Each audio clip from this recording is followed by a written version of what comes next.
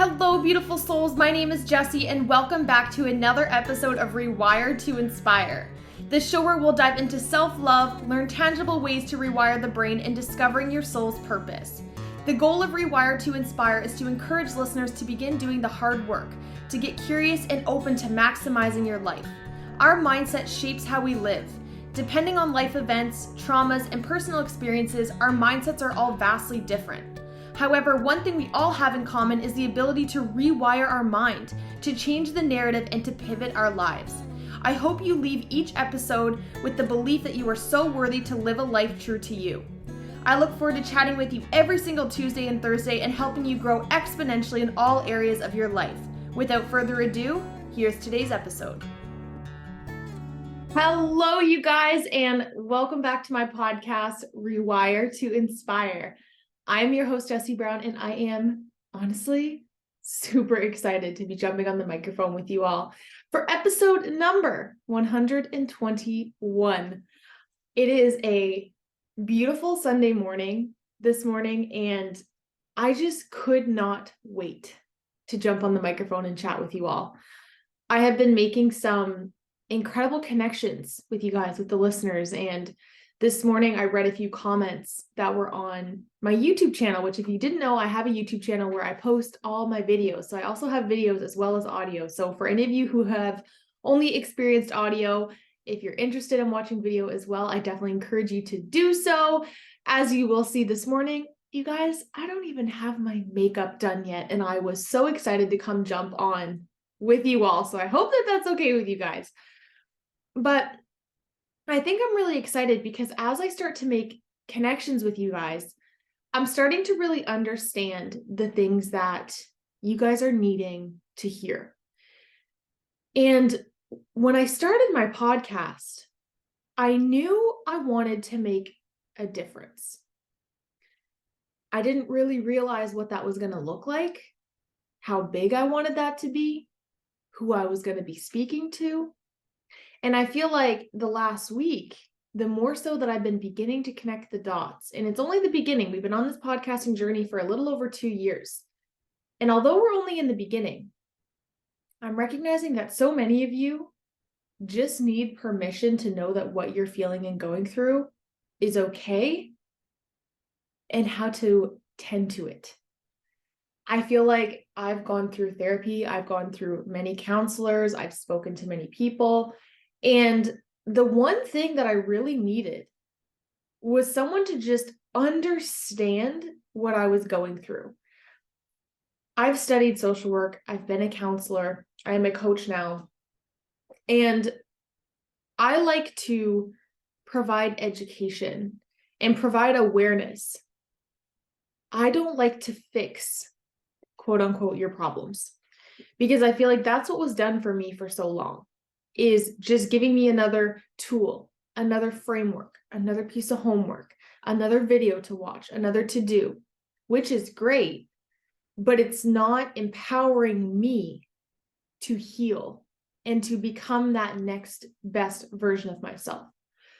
And so today's episode is about something that has taken me pretty much my whole life to get to this conclusion. And I'm still working on this. And this is a big, bold title to say, because when you listen to this title, it's going to sound like, oh my gosh, she has the answer. She's figured it out. And I want to say and preface, this is not a substitute for going to therapy in any way, shape, or form, or for seeing a counselor, but more so my goal is to have this in tandem with, to have this as support outside of those sessions. And so today we're going to talk about how to talk yourself out of anxiety.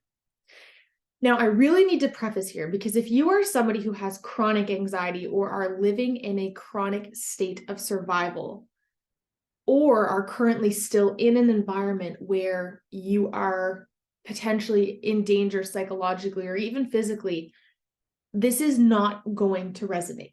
This is not going to land. This is not going to be helpful. This is more so for those of us who deal with anxiety from time to time, who feel it, who've experienced it. And listen, I've gone through spurts of my life where I felt anxiety from dusk till dawn, rinse and repeat 365 days a year. I know what that feels like as well. This is more so for those times where we get an anxious feeling and we're like, what the actual F is happening? Why do I feel this? What is going on? How do I tend to this? Why am I catastrophizing? Why is it getting worse? We've all experienced that, or at least to some degree, we might have experienced something similar to that. And in episode number 117, I chatted about how our childhood experiences can show up as anxiety in adults. And so this podcast episode is kind of piggybacking off of that one, because I had a few of you asking me for some more tangible things that we can really do. And everything I'm going to share with you is things that have helped me. And so I can only speak from my experience in the hopes that this helps one of you. I will just say some of this is clinically proven to help anxiety. This isn't just something that I pulled out of my yin yang and was like, yeah, let's talk about this. I've put these tools to the test and they help a lot. And they've helped me a lot in the last couple of months as I've gone through, dealing with the breakup and just different shifts in life and going through the motions, that 24-year-old age where you're trying to figure your life out, or whatever, your early 20s, just trying to figure it all out. And just so you know, you don't have to have it all figured out, which is something I'm also trying to remind myself of. But how to talk yourself out of anxiety. Let's look at the word anxiety to start. And I want you to identify what that means and feels like to you. This is where you're going to have the opportunity to tap into your own unique self. Because I know what anxiety feels like to me. And to me, it feels like something inside of my stomach is on a roller coaster and it's making me feel disgusting, is the best word that I can frame it as. I feel like I have butterflies in my stomach, but in the worst way. Sometimes I start to feel nauseous. I feel like I can't concentrate. I feel out of body, almost like I'm watching myself. And voices for me start to feel like they're further away, almost like they're muffled. That's what it feels like to me when I'm anxious. I can't concentrate on anything when I'm feeling anxiety, which is actually super helpful for what I'm going to teach you all today. So start with identifying what anxiety feels like for you. Name it. Name what it feels like. Really go into where you feel it in your body. And if you're even starting to get anxiety, thinking about where you're feeling anxiety, that's okay. Let's bring awareness to that as well. Really, the first thing that we have to do after that is we have to work towards recognizing that we're anxious when we're anxious. Because it's going to be really, really hard to tend to something that we don't know is happening. Let's just say, for example, we're bleeding somewhere in our body and we can't see it. Well, we can't really stop the bleeding because we can't see it. We don't know what's happening. Should it not have pain? Our anxiety is kind of the same way. If we're letting it happen and ruminate and catastrophize and continue without stopping the train, that train's going to keep going. And it's going to start to go faster and faster and get more intense, because anxiety is your body's way of trying to communicate with you, which is actually a really empowering thing when you look at it through that lens of, this is actually kind of cool. Because, I think a lot of us at some point in our life have had the thought of, I wish my body could just tell me what's wrong. I wish it could just communicate with me what it needs. But in a way, it does so through signals. We have to be the ones that lean into those signals and begin to dissect what they might be trying to tell us, what they might mean for us. And anxiety is almost always your body's way of communicating with you. Something is happening or something has happened that has either meant danger, meant uncomfortability. And the thing about anxiety that we need to preface is that our body doesn't know the difference between if you are anxious right now about something happening right now, or if you are anxious about something that has happened years ago or weeks ago, whatever. So I'm going to give you guys an example. And I've shared this at the beginning of my podcasting journey. So whenever I am someone who loves the outdoors, I love going in the woods. I love going on hikes. I love camping. I love anything outdoors. Catch me there. That is where you'll find me. Love going outside. However, I also have a chronic fear of bears. bad fear of bears.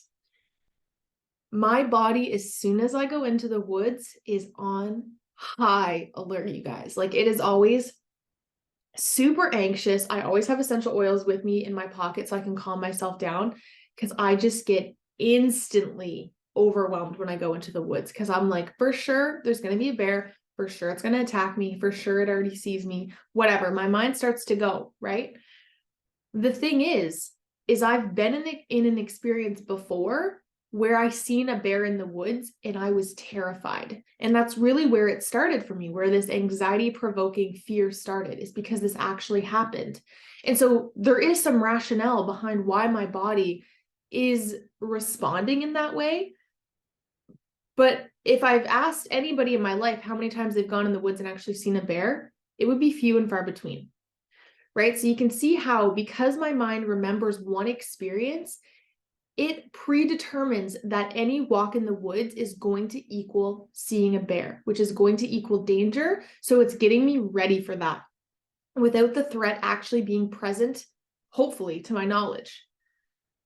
And so I've wired my brain to associate going to the woods with being fearful. I've also associated with a lot of other things, but subconsciously that is running in the back of my mind. And so now when I've been going to the woods, this is the practice that I've been running through, which is what I'm going to teach you guys today. Recognize that it's happening. So the first thing that I do is when I start to get that anxiety provoking feeling when I'm in the woods, I notice that it's happening. Where do I feel it? What is it trying to tell me? What thoughts am I telling myself? Am I being rational right now? The second thing that we need to do is kind of piggybacking off of that, but it's pausing before we go down a spiral. Again, it's that, where do you feel it in your body? Bringing full awareness to it and grounding yourself. For me, I always feel it in my gut, in my stomach. When I feel anxiety, it's like, it's the worst. It's in my belly. So sometimes I like to just hold my belly and bring awareness physically to where it is. Because not only am I tending to it externally, but I'm allowing myself to ground by bringing conscious awareness to something externally, which is a great way that we can ground ourselves, as well as that essential oil I talked about earlier. Smell is a great way. So I will bring awareness before I start to spiral. A spiral will look something like, oh my gosh, we're in the woods, there's probably going to be a bear. I don't know if I have bear spray. Did I bring bear spray? I'm not sure. Oh, there's a stick over there. Oh, okay, maybe I can grab that stick if that happens. Oh, I think I have a bell. Bailey's here with me, who's my dog. My parents aren't far if I need to call them. Okay, wait, I don't have service if something happens. Maybe I shouldn't go. That is literally inside the brain of someone with ADHD, but also just how my brain works and how most of our brains work when we start to spiral. It's like one thought to another, to another, to another, to another, to another, and we get ourselves all worked up. Our heart is like pounding out of our chest, but it's like, we need to know that we are kind of controlling that and manipulating that in our mind, and our body's responding accordingly to what our thoughts are. Because if we're communicating to our brain, like, hey, get ready to fight, there's probably going to be a bear, like we're probably going to die today. Our body's like, shit, I need to figure this out. I need to start pumping some cortisol. I need to turn our thinking brain offline, and I need to just make you catastrophize so you can plan to keep yourself safe. We need to get ahead of that step, especially when it's not in a time of needing to do that. Should I then be walking and actually see a bear? Then it is time for that to kickstart, not when I'm out trying to peacefully enjoy my walk. This analogy is great because I think that a lot of us feel that just in the run of a day. Walking into a grocery store, walking into the mall, walking in public, going to work, driving, whatever it is. We feel a threat when we don't actually know what that threat is. And depending on our experiences, that threat can be multiple things. That could be a person, that could be a smell, that could be an experience, that could be multiple people. It could be a sound, it could be a food, it could be literally anything. And depending on our past, again, if we have a multitude of these triggers that we have not identified for ourselves, pretty much everything is going to seem like a trigger.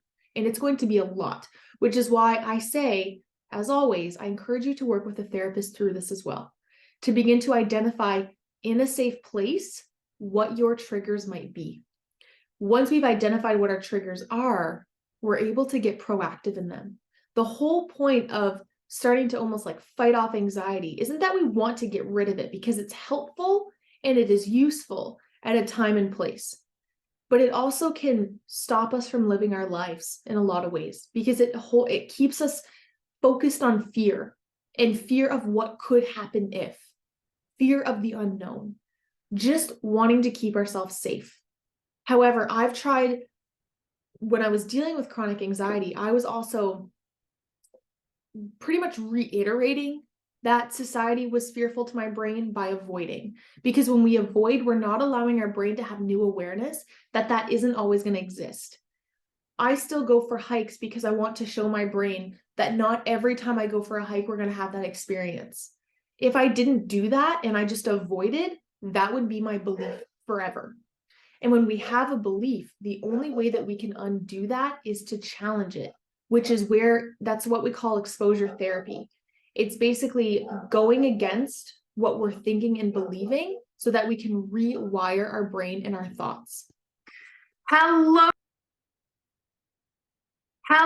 you guys. And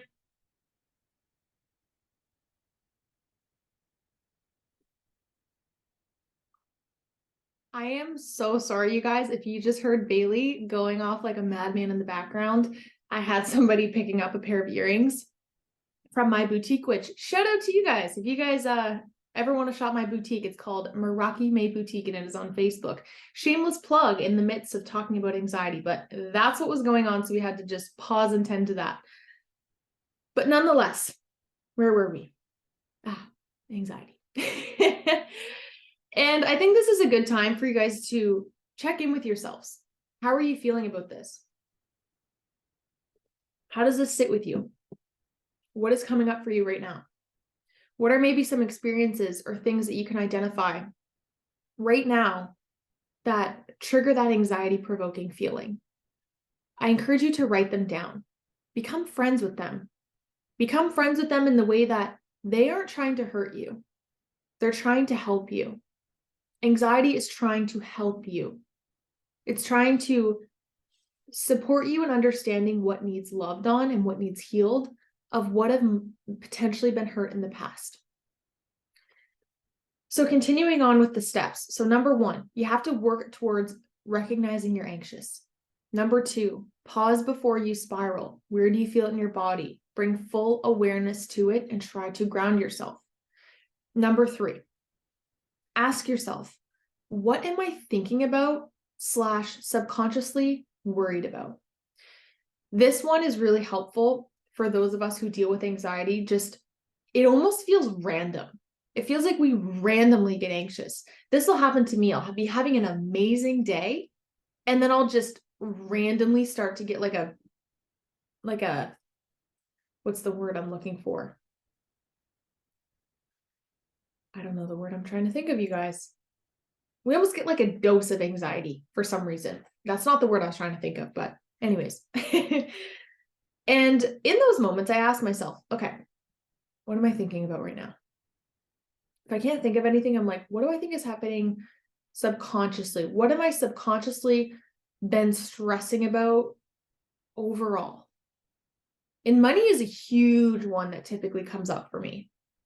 When I feel anxiety out of the blue, and I feel like it's out of the blue when it's not really so much, I'm like, I'm stressed about money, aren't I? Stressing about my future, stressing about this economy that we're living in right now and how expensive everything is and how much of a struggle it is to be a single 24-year-old in this economy trying to buy or build a house. It is nearly impossible, you guys, depending where you live. And so for me, I'll randomly get these random phases of feeling anxiety. And so I have to be curious, because before I would have just let it ruminate and it would have taken over my good day, because any positive thought I was having would quickly be turned into a negative one. I would quickly jump on that roller coaster, if you will, and allow it to ride me instead of me interrupting it and trying to get ahead of it. Because once we've identified what we're anxious about, we are then the ones that get the power to reverse engineer what might be going on. And so that is the third thing, is to ask yourself, what are you thinking about and subconsciously potentially worried about? Number 4, asking yourself, do I have control of what I'm anxious about? If you do have control, how can you begin to take a 1% action? How can you begin to do one little thing that will lessen that anxiety? If you do not feel like you have control, how can you breathe, release, and know that it's not something in your control? And with anxiety in general, once we've identified it, making a plan is super helpful. On Friday, I found myself very anxious about my future. Not anxious in a detrimental way, but anxious in a way of feeling like I need to kind of pave a roadmap. And so on my whiteboard right here, I really broke down the next 2 years, 3 years, 5 years, and 10-year goals. I feel like I have a little bit of a map now. I still need to reverse that more to figure out what my habits need to be now to hit that 10-year mark. However, I was able to really calm down my anxiety by saying, hey, brain, this is my plan. I am a human being. All I have the capability to do is my habits on a daily basis. I can't focus on that 10-year mark because it's not here yet and it doesn't matter. But what I'm doing now does matter. And this anxious thought is not helping me get closer to that. So can you please quiet down? And sometimes I would literally try to talk out loud to my anxious brain. And that is something that can be helpful, is physically talking to ourselves, because we're getting out of our head. We're getting out of our head. We're getting into the present moment. We're getting out and verbalizing things. And so making a plan is very, very, very helpful when we're feeling anxious, because we have steps. When we have a broken down plan and steps, it makes it less overwhelming. I always use the analogy like you're building a house. Imagine you just hired a contracting company and you said, build this house. They're going to be like, okay, what do you want it to look like? Where do I get the material? What size of everything do I need? Where do you want to put it? Like, what are the logistics here? This doesn't make sense. What do you want me to do? Yet we do that all the time with our brain. We have like a thought that's an end result thought, and we're not reverse engineering it for ourselves and allowing our brain to try to rough through that on its own, meanwhile communicating with us that it's anxious. So what can we do externally to calm down that anxiety? And breath, I said that in there, but I really want to reiterate this. Notice how you're breathing. We all breathe so shallow.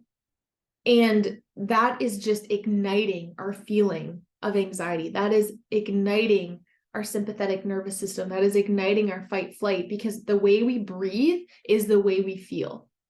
The way we breathe is how our body is going to respond. If we are shallow breathing all the time and we're not actually diaphragmic breathing, meaning getting into our gut and fully exhaling, we are likely on a state of overwhelm. Our heart has to work harder.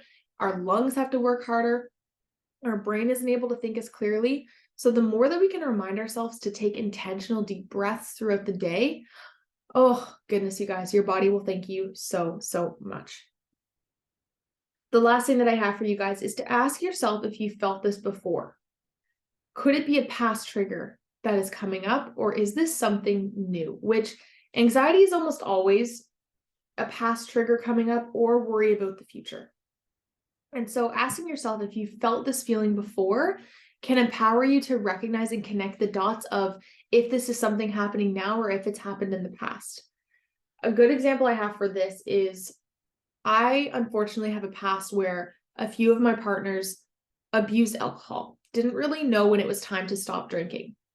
And so when I got with my last partner, with my ex now, I just assumed that he would have the same issues.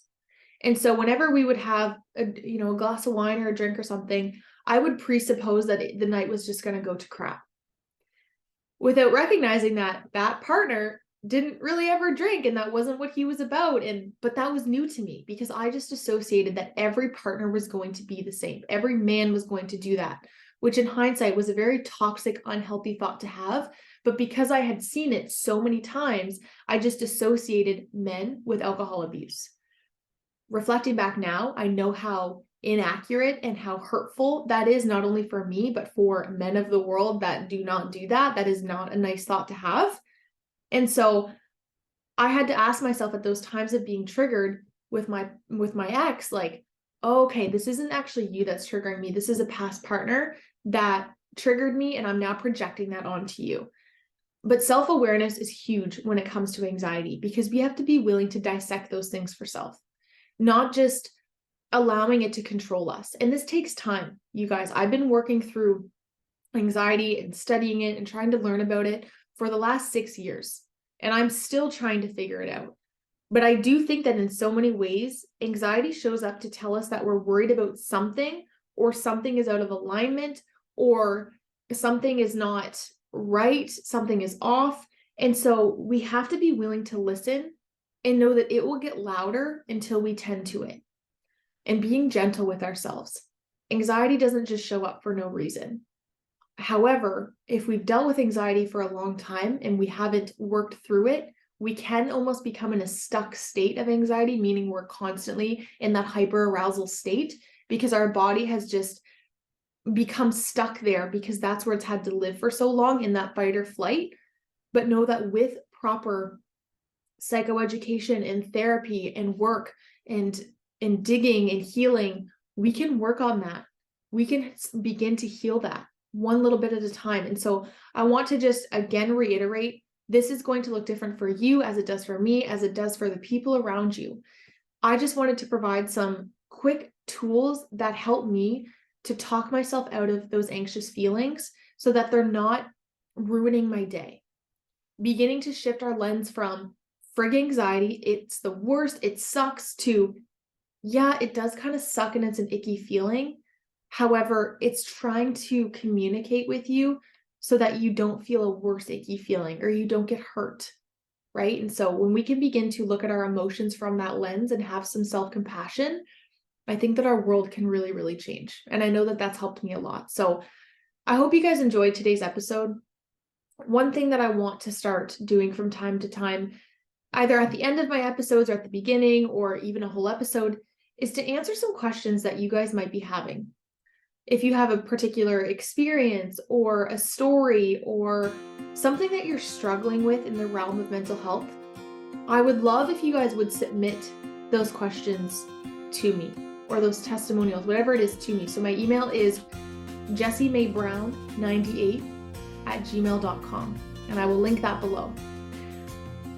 And I'm working on a Rewire to Inspire Gmail as well, so that we can send those there. But I would really love for you guys to send me any kind of questions or things you're struggling with that I can read on here anonymously and kind of work through with you guys.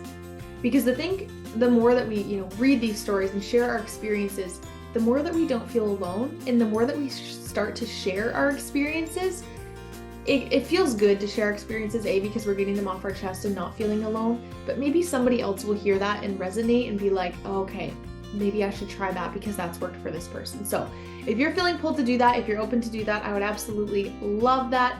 As always, there is a link below to book a free 30-minute call as well. I am still taking on new trial clients. I've opened the amount of people that I'm willing to take on. So if that interests you, 3 months of one-on-one coaching with me to help you level up your life in a holistic way, to work through some of your past so you can focus on growth and becoming that next best version of yourself. The link for that is in the description below as well. So thank you guys so much as always. Happiest of Tuesdays, or whenever you're listening to this, and I look forward to chatting with you all on Thursday. Bye, you guys. Thank you all so much for tuning into today's episode of Rewire to Inspire. I absolutely love connecting with you all, so make sure you're following me on Instagram. I am at Jessie Brown 13. If you enjoyed today's episode, please feel free to leave a review or share with someone you think would enjoy. I look forward to chatting with you all next episode. And remember, get out of your head and into your heart.